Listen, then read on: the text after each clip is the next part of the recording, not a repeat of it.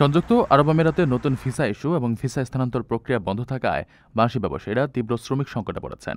দক্ষ জনবলের অভাবে তাদের ব্যবসা পরিচালনা মারাত্মকভাবে ব্যাহত হচ্ছে এবং উৎপাদনশীলতা কমে যাচ্ছে, যা প্রবাসী অর্থনীতিতে নেতিবাচক প্রভাব ফেলছে।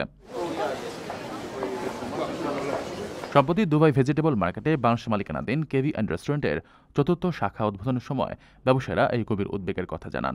তারা বলেন, বাংলাদেশ থেকে নতুন কর্মী আনা সম্ভব না হওয়ায় ব্যবসা টিকে রাখতে তারা নেপাল, শ্রীলঙ্কা থেকে কর্মী নিয়োগ করতে বাধ্য হচ্ছেন।